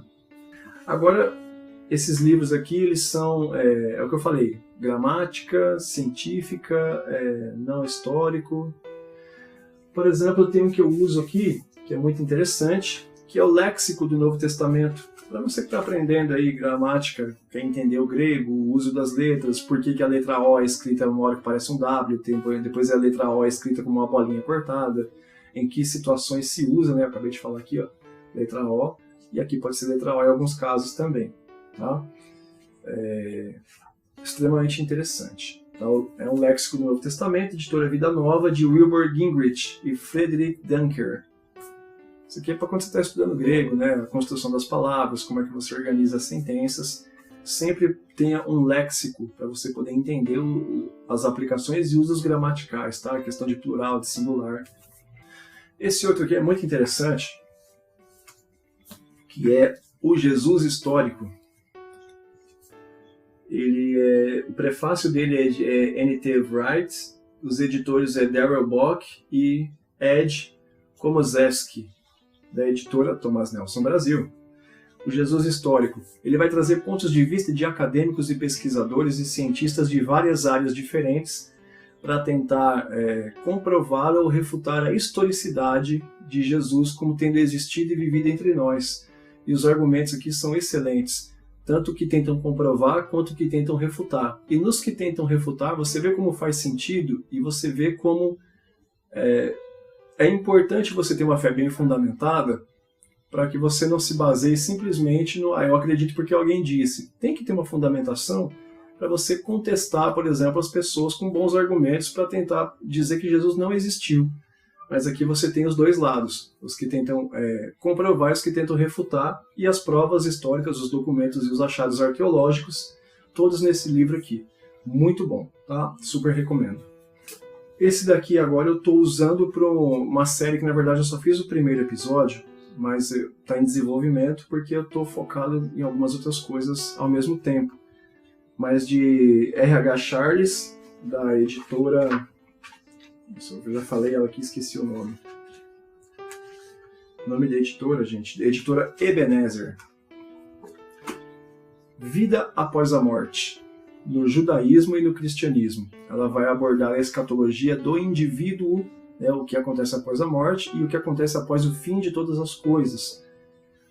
Só que é a crença do ponto de vista dos judeus e a diferença dela em relação ao cristianismo, que aí Jesus surge pregando sobre uma vida eterna, sobre o perdão dos pecados, ressurreição dos mortos no último dia, e como que os judeus eles acreditavam, por exemplo, simplesmente em descansar com os seus pais após a morte, descansar junto com os seus patriarcas, né? E é muito interessante porque ele traz um pouco desse conceito do homem descansar no pó da terra e não tem essa posteridade de vida eterna, né? Então, de R.H. Charles, Vida após a morte, no judaísmo e no cristianismo, editora Ebenezer. Aqui. Manual de Demonologia, editora Ebenezer também. Carlos Augusto Vailate é um pastor da igreja Jaboque que eu acompanho ele nas redes sociais, assisto todos os debates que ele participa porque ele é incrível. E a gente pensa igual sobre uma série de coisas, sobre a questão de que não é o diabo em Isaías 14, não é o diabo em Ezequiel 28, o diabo não existia antes do Éden, não existia assim como o diabo, ele existia como ser, mas ele não atua ali no lugar da serpente, essa coisa toda. E ele traz aqui, eu usei esse livro principalmente no meu vídeo do Tanque de Betesda, sobre a entidade, as entidades malignas com poder para atuar nos elementos da natureza. O Mar da Galileia, que na verdade era um lago, né, porque era água doce, e como que quando Jesus repreende ali o vento e o mar, ele está repreendendo as entidades ali, né? Carlos Augusto Vailate, Manual de Demonologia, traz um monte de base bíblica, versículo, tudo explicadinho, bonitinho, super recomendo. Tá? Da editora Ebenezer. Também da editora Ebenezer, esse aqui eu usei no meu vídeo sobre gigantes e néfilins. Manual de Angiologia. E o porquê que em determinadas situações não era anjo, porquê que é anjo, a crença sobre serafins, que eu usei no vídeo sobre serpentes, a crença sobre o que são os querubins, a diferença do querubim na perspectiva de Ezequiel, pós-exílio babilônico, a perspectiva de querubim antes do exílio babilônico, se era possível os anjos fazerem sexo e reproduzirem, a questão do assexuado. É um apanhado de autores, né? Os organizadores do livro são Marcelo Carneiro e Silvio Gomes, Manual de Angiologia. O que você precisa saber sobre anjos de acordo com o que a Bíblia ensina e como outras culturas criam dos anjos como entidades, né? Fala sobre o Enoque, né? O livro Apócrifo de Enoque que eu já mostrei aqui, fala sobre aquele livro e fala bastante sobre a tradição dos vigilantes, os gigantes, os néfilins. Super recomendo. Agora vindo um pouco para o lado científico, né? Adalto Lourenço, né? Que é uma das nossas grandes referências na internet, que eu não sei dizer o que ele é, se ele é físico, se ele é químico, eu sei que ele não é, porque é o Marcus Eberlin, né? Mas ele é físico, ele está morando e trabalhando nos Estados Unidos atualmente, mas ele é talvez o maior ícone cristão, protestante, que fala sobre ciência com propriedade hoje. Gênesis 1 e 2, de Adalto Lourenço. Esse livro deu uma mudadinha na minha vida, viu? Sobre o entendimento da Terra caótica, se ela existiu ou não, sobre o entendimento de por que o dilúvio ele é fidedigno, sobre a questão dos dinossauros, explicando a questão dos fósseis, por que a Bíblia não fala dinossauro, mas a gente sabe que eles existiram, sobre a questão de dragões, sobre a Eva mitocondrial, né? Como é que um homem e uma mulher podem ter gerado tantas raças diferentes de humanos com traços de tom de pele, de olhos diferentes, né? Super recomendo. Esse livro é simplesmente sensacional. Um dos sonhos da minha vida é conhecer Adalto Lourenço pessoalmente, dar um abraço nele e agradecer por esse livro, porque esse livro é incrível. É incrível, fala sobre a questão cromossômica, fala sobre a questão de Caim, né, ter casado-se depois com uma possível irmã ou prima alguns anos depois, e como essa relação de parentes aí de primeiro ou de segundo grau, ela ocasiona em gerações futuras no nanismo ou no gigantismo, explicando um pouco da questão dos gigantes, né, da descendência de gigantes, de pessoas de baixa estatura. Esse livro é incrível, tá? Gênesis 1 e 2, de Adalto Lourenço, editora, que eu já esqueci o nome, vou falar de novo aqui, Editora Fiel, na verdade eu nem falei o nome, Editora Fiel. Continuando no campo da ciência, segundo o New York Times, o best-seller de Francis Collins, diretor do projeto Genoma, A Linguagem de Deus. O cientista apresenta várias evidências através do genoma de que Deus existe. É um cientista católico, Francis Collins, que só divulgou que professava uma fé depois que saiu o resultado do mapeamento do genoma. Ele é o responsável pelo mapeamento, né? E é incrível como que ele vai apresentando, né, cientificamente esses pormenores do corpo humano, né, dos genes, e como que ele vê a perfeição da criação de Deus em tudo aquilo que o corpo mostra como funcional e como encaixado, né? A Linguagem de Deus, de Francis Collins, editora Gente. Sensacional. Aí eu tenho um segundo livro de Meyer Perman, que é Através da Bíblia, livro por livro. E aqui ele traz todos os livros da Bíblia e um pequeno resumo sobre cada um, seu objetivo, onde foi escrito, o panorama, para que tipo de público leitor, um pouco sobre o autor, sobre a linguagem, o idioma que foi escrito originalmente. É um manual bem bacana para quem quer fazer uma aventura aí de, sei lá, tirar um ano para ler a Bíblia inteira em um ano. Então, aí se você tem a intenção de ler a Bíblia inteira, acaba que esse aqui é um manual bem legal para você se situar e começar a fazer uma leitura mais direcionada, beleza? Serve como um manual mesmo para você ler a Bíblia inteira.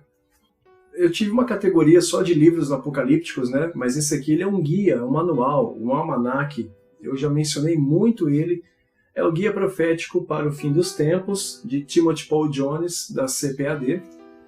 E ele tem todos os temas escatológicos, os assuntos, né, de Daniel, de Ezequiel, Apocalipse, de João principalmente, das cartas de Paulo que falam sobre os últimos acontecimentos.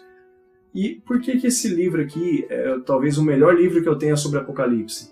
Porque ele traz as diferentes linhas teológicas: pré-tribulacionismo, mesotribulacionismo, pós-tribulacionismo, pré-milenismo histórico, pós-milenismo, amilenismo. Todas essas linhas teológicas ele apresenta todas e ele mostra biblicamente as consistências de cada uma e as inconsistências.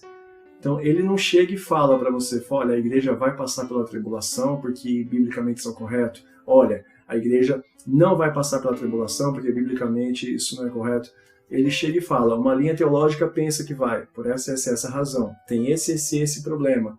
Uma linha diz que não vai, por essa razão, mas tem esse problema, tem essa dificuldade.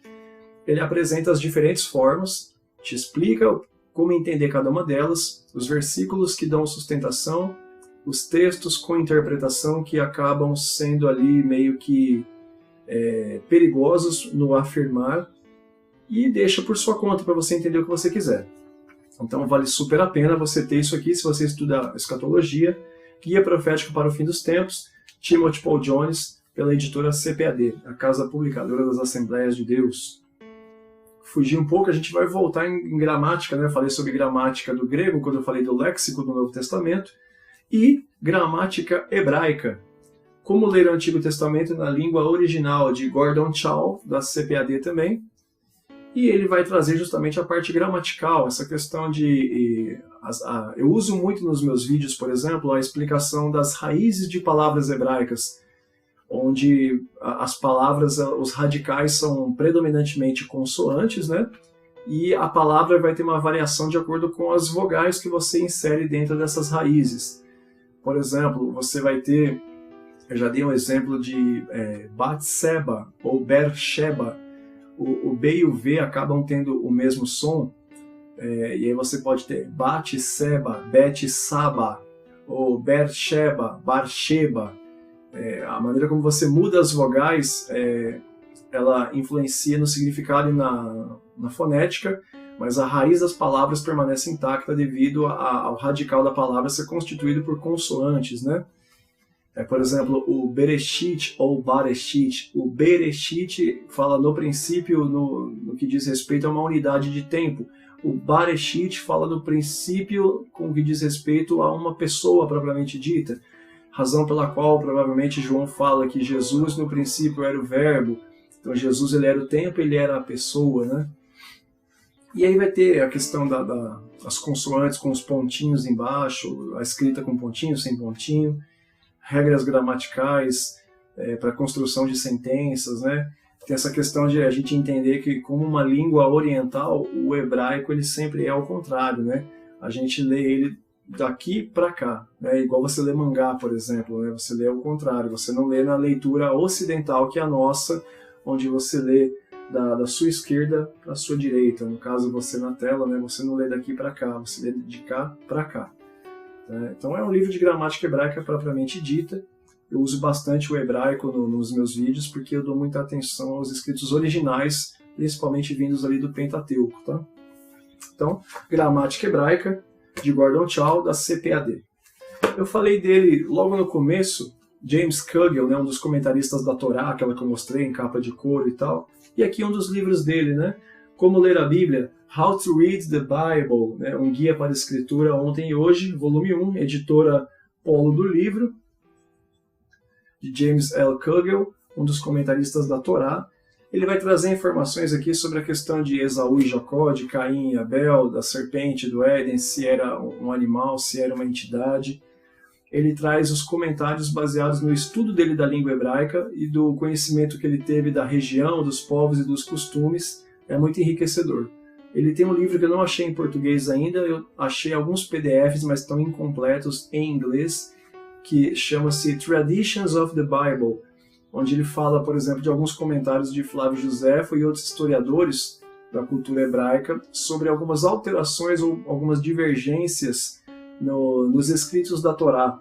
Por exemplo, a quarta praga do Egito, nas nossas traduções fala que eram moscas, mas Flávio Josefo, por exemplo, ele defende que eram animais selvagens, razão pela qual a praga seguinte extermina todos os animais, porque Deus não queria que os egípcios tirassem proveito de uma coisa que era para puni-los, né? No caso a carne, o leite, o óleo da gordura, enfim. Então o James Kugel ele faz esses tipos de comentários, né? Ele é um dos que comenta a questão o anjo toca na virilha de Jacó como juramento pela mudança de nome dele, que era um costume, né? Abraão manda Eliezer tocar na sua virilha como juramento de que vai encontrar uma esposa para Isaac. Enfim, James Kugel, Como Ler a Bíblia, editora Povo do Livro. Vale muito a pena para você que quer conhecer os originais. Esse daqui também é uma preciosidade, a indicação desse livro é do professor Iago Martins, do canal Dois Dedos de Teologia, Os Perigos da Interpretação Bíblica, de D.A. Carson, editora Vida Nova. D.A. Carson ele traz aqui justamente o que o livro propõe, os perigos da interpretação bíblica. O perigo de você interpretar sem um embasamento, sem uma pesquisa, baseado no seu achismo, nas suas conclusões. E um grifo que eu marquei aqui que é muito importante, que eu vejo muito nos debates escatológicos, por exemplo, é quando a pessoa fala eu creio no pré-tribulacionismo porque essa também era a visão, por exemplo, de Billy Graham, Charles Spurgeon, de Muddy, de Scofield, de Darby. E aí ele começa a mencionar autoridades para poder justificar o pensamento dele, o que na realidade isso é errado, né? Em publicidade e propaganda a gente aprende isso como apelo à autoridade. Por exemplo, compre este livro porque, sei lá, Rodrigo Silva lê. Compre esse livro porque você vai ler o mesmo livro que Rodrigo Silva lê, por exemplo, né? Isso é apelo à autoridade, e isso é errado como base de argumentação, e D.A. Carson falou justamente isso, né? Reivindicação simplista de autoridade. Reivindica-se a autoridade de ilustres eruditos, pastores respeitados, autores célebres, a opinião da maioria e várias outras.